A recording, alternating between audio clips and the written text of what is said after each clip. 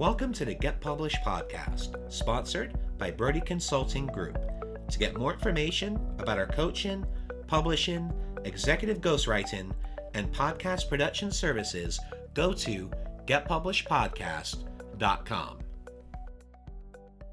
Hello, I am Paul Brodie, and thank you for joining us for another episode of the Get Published podcast, where we help authors get published with a proven system that works. Today, we're being joined by G. Mark Phillips, author of the Magic of Being book series. Mark, welcome to the show.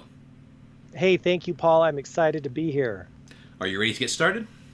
Absolutely. All right. Question number one. What is the one piece of advice that you would give to a first-time author who is currently writing their book? Well, the piece of advice that I'd give them is to start thinking about marketing strategy and ideas and concepts right from the get-go, and even, make lists and keep a notebook handy, because in my experience, writing the book is just part of the process. The other part of the process is getting it in front of people, making them aware of it, putting yourself out there. So that's the biggest thing that I would say to start doing. Just get a list of ideas as they come to you over the course of weeks and months, so you can implement some marketing strategies to get your book in front of people.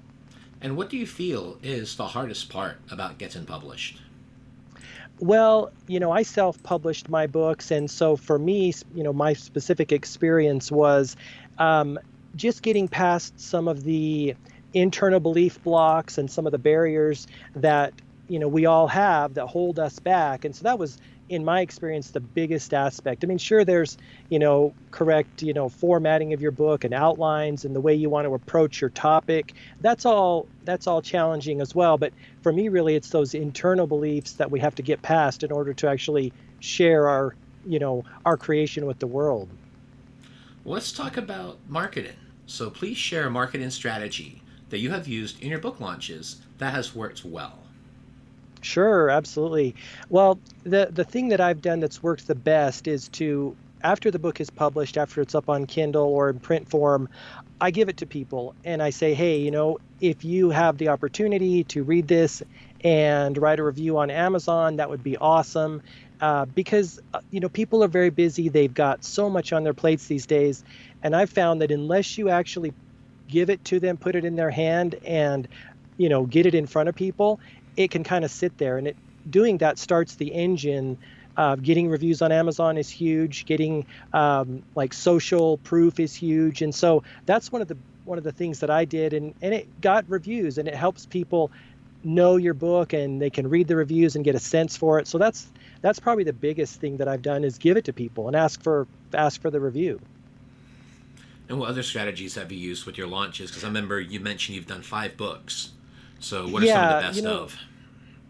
Sure. Some of my favorite strategies that I think drove some traffic was, I've created Instagram campaigns, created a branded image with the book website or the book picture, however they can get to it, with valuable content that helps people, that also is marketing. I'm a big fan of not just blasting people with buy my book. I want to weave value into it.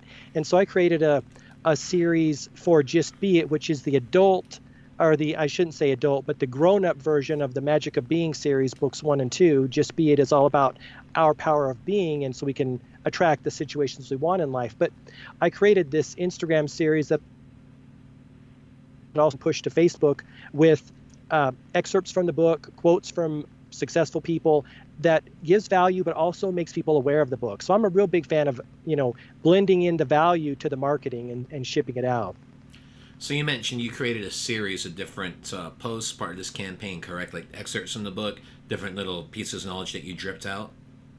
Right. And also something that people can kind of get a sense of, because it's all about, when you be something, it flows into what you do and your actions, and ultimately what the results that you have. And so just to get people thinking about the process of how powerful being is. So there are little branded images in the same color scheme as the book that all tied in, same font, just so it creates like a cohesive brand campaign that all drives back to the book. And of course, I've got a little tiny thumbnail picture of the book on those.